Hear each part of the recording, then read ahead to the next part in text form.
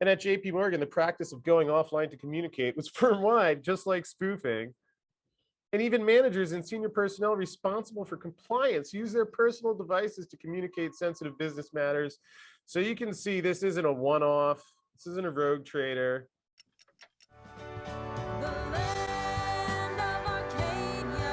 Well, hello there and good morning, my friends. Chris Marcus here with you for Arcadia Economics on Friday, December 17th of 2021.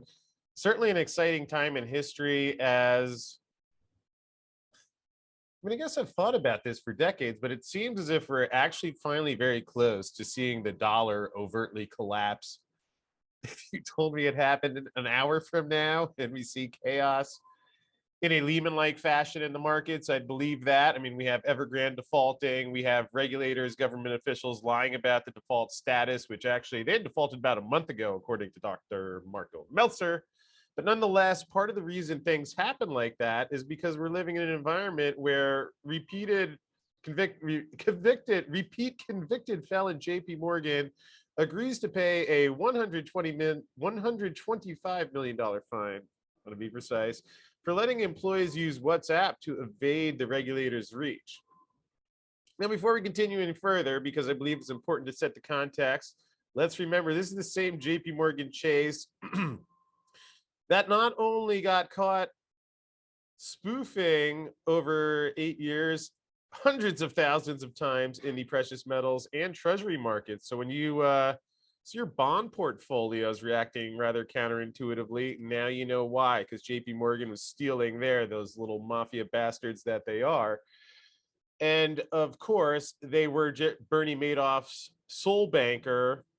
And on a little side note, having read and studied that situation a little more, I think part of what Bernie, this is speculation, I think part of what he was likely doing was laundering or financing for a lot of these deep state people who have been getting caught.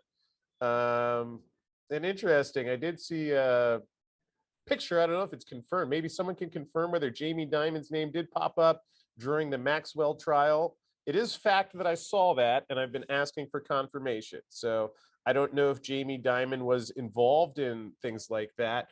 But when you see the type of culture that this guy runs, and then they get another slap on the wrist that who knows if they'll ever pay, because you see the SEC, this fine Gary Gensler, real courageous trader who ignored silver manipulation. Yeah, in fact, all this stuff that happened, that was during when Gensler was there and said he found nothing and people lost money. I do believe there are on record multiple suicides have been committed, in addition to the hundreds of millions or billions or probably trillions at this point that have been stolen.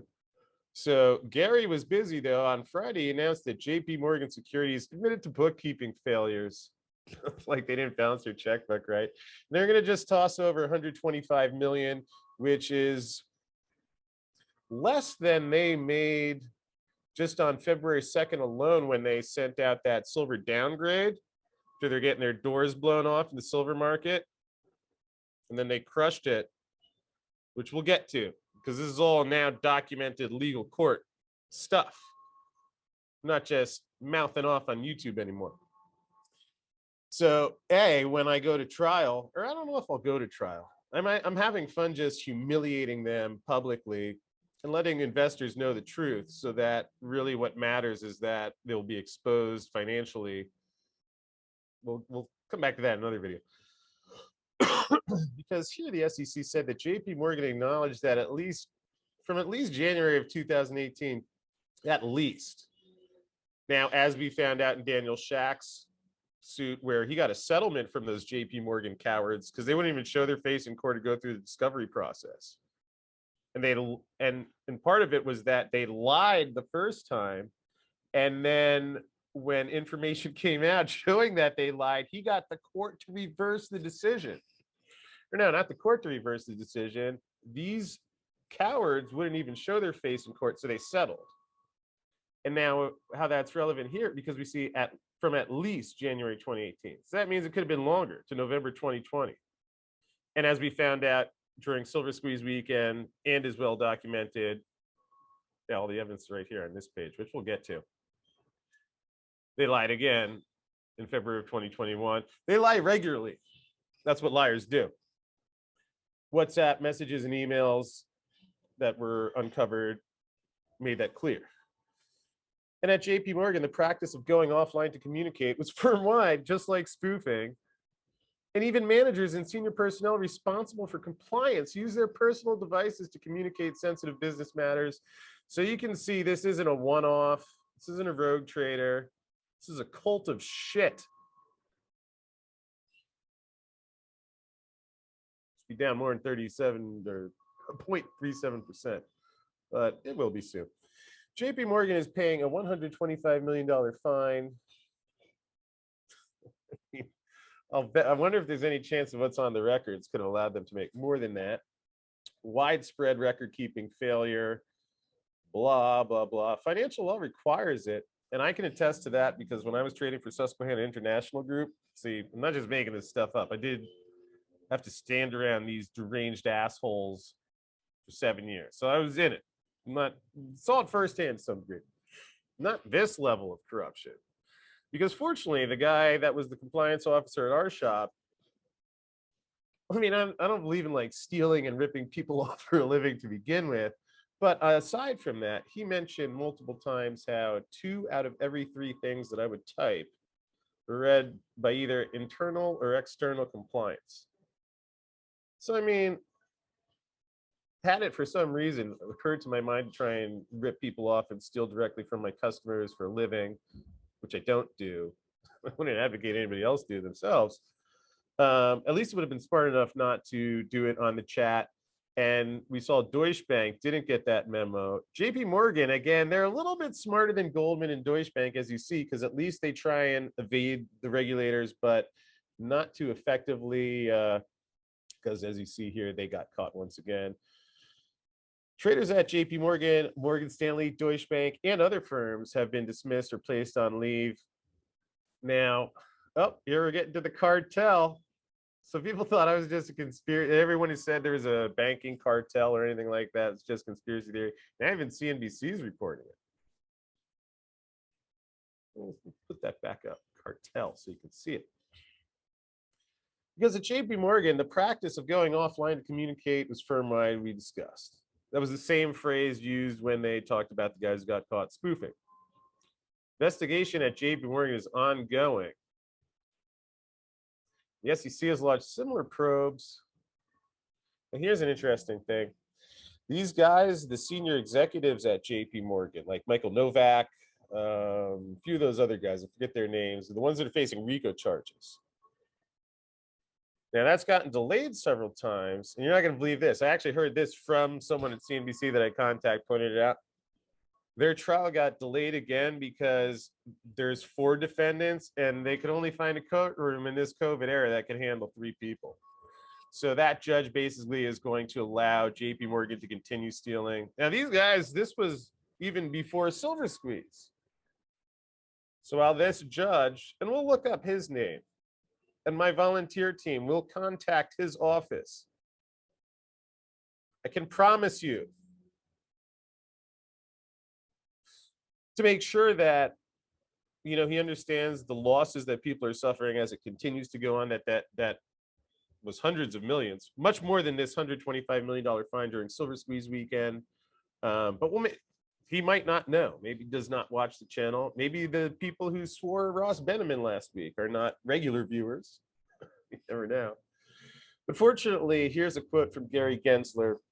Because while officials declined to offer details on the current status of JP Morgan examination or those at other banks, let's always keep it secret, Gary was on top of it again, as you see here, because he said, as technology changes, it's even more important that registrants ensure that their communications are appropriately recorded and not conducted outside of the official channels. I mean, obviously, we can all support that. Similar to how Nancy Pelosi was saying that there's no reason government officials shouldn't be allowed to front run their own bills because she believes in free markets. So you got to love the Austrian economics that is sweeping through the spirit of Washington. And in stressing the importance of diligent record keeping, Gary Gensler recalled the foreign exchange scandal I wonder if he recalls the silver scandal that same JP Morgan here got fined 920 million for while he was at the CFTC. We'll see if the article covers that. I didn't notice it on my first read. Maybe it was updated. It also recalled when traders at several leading banks used private chat rooms with names including the cartel. What? To conspire to fix currency rates to maximize profits. So to all those people like Keith Weiner, Jeff Christian, who are really confused about this, maybe you could read the Forex scandal and read about the cartel or the mafia. Is what it is. See, instead of so Goodfellas or The Godfather, now they work for JPMorgan and these other shithole banks. 5 of the world's largest banks, including JPMorgan, ultimately agreed to pay more than $5 billion in combined penalties and plead guilty to resolve the investigation, which is great, except that it goes back to Joe Biden and the other government people so they can steal. It's not really helping the people. See where this is going yet? That's how mafias work. And I'm happy to explain it. And I'll tell you what, now that I've been in Mexico, and I actually saw the Mexican cartel in action a couple times. So I have more respect for them than CFTC Benham for these cowards who always hide in the shadows. Those guys, they wanted to duke it out. They showed name and face to it. Go at it.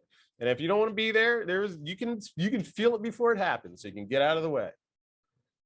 But these guys just true cowards.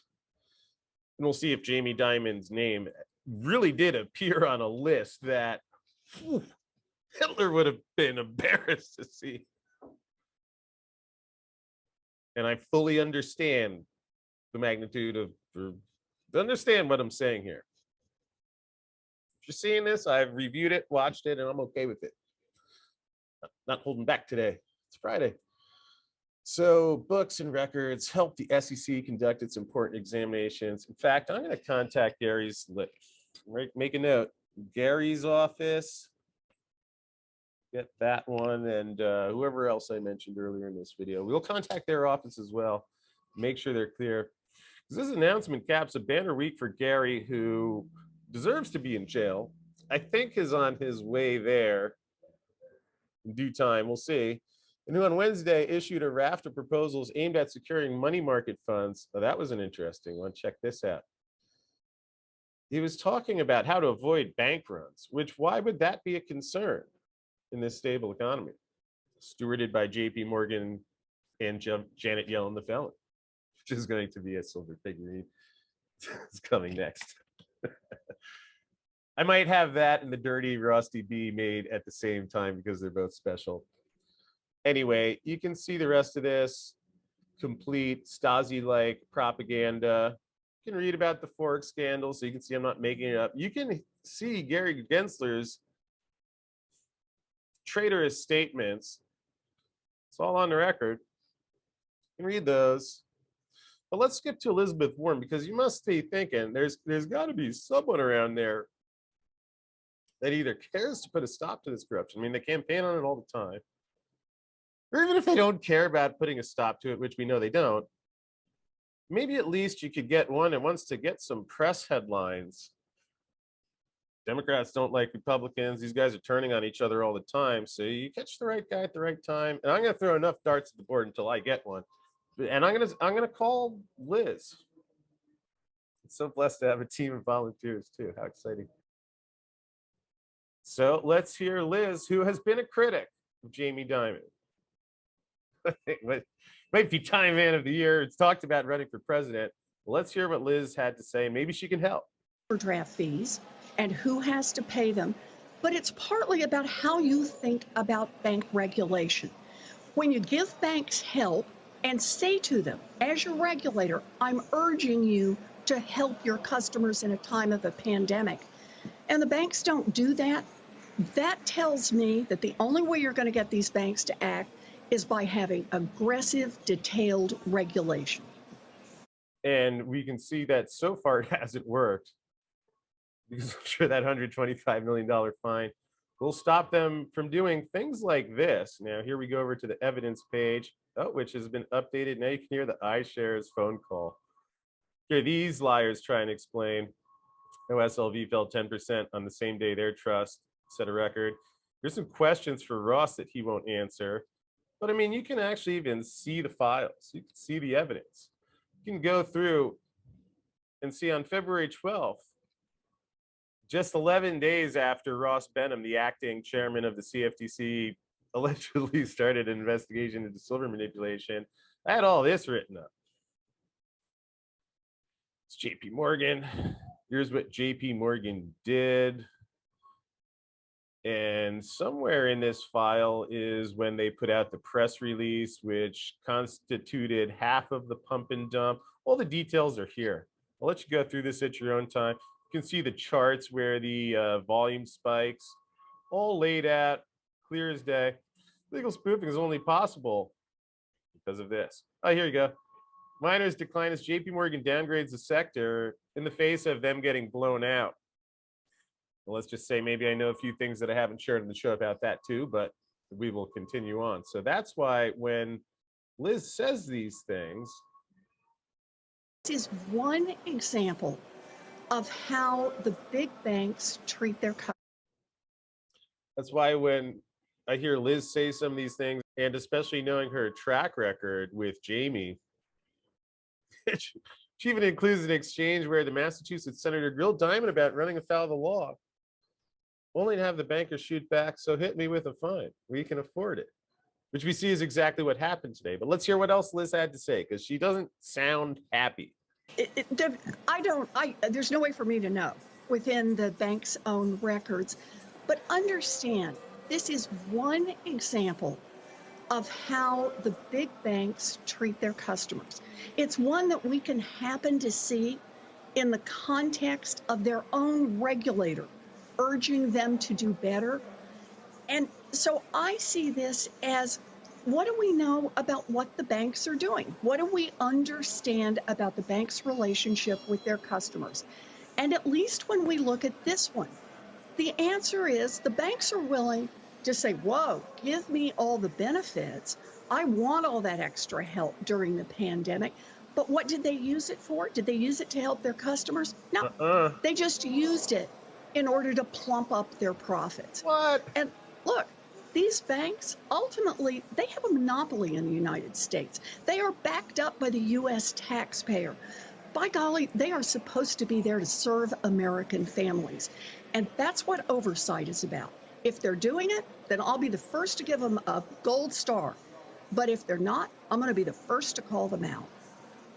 All right. Well, you can give them the gold star if you'd like for that $125 million fine. But I can't imagine what Elizabeth Warren would say if she really saw the evidence that has been compiled, multiple videos made about it. What she would say if she saw the Bart Chilton video and then found out they did the same thing again. So fortunately, Liz has a website, which you can go to the contact tab. You can share your opinion. Let's see what happens when we click directly on contact, send me updates, office locations. Ooh, there's a phone number there. So that is what I'll be doing. So I'm going to call myself. I find there's a difference. Obviously, person in face in person, face to face is always good. And I'm sure there's some people watching this that are up in Massachusetts, Springfield, or maybe even in Washington. Although, interestingly enough, I got a message from somebody else who took this matter directly to the staffer of his local congressman. He was saying the key is you got to just connect with someone. Now, not everyone in the office is bad. A lot of these people are trying to do their job. But at least once you have confirmed receipt that Elizabeth Warren is aware of the issue. And even this legal file here, now I'm going to clean this up even further. Now, some of it I think is pretty clear, but that's part of it, is making it so obvious that someone at least is like, okay, yes, I got it. Get the staffer to sit down with you 15 minutes and say, received it. Yes, get some sort of record. So then at least Liz knows about it. I mean, it seems like she doesn't like Jamie Dimon. I think with that evidence, She could even figure out how silver's half of its 1988 high, while every other asset is soared in hyperinflationary fashion. But in either case, news of the day, JPMorgan evaded regulators once again. Same guys that sold banker for Bernie Madoff, rigged the silver market, which is not conspiracy theory. I mean, here's the fine, but I found the evidence that they did it again, which is there. All in the description field below. And with that said, happy trading Friday. I'll see you again soon.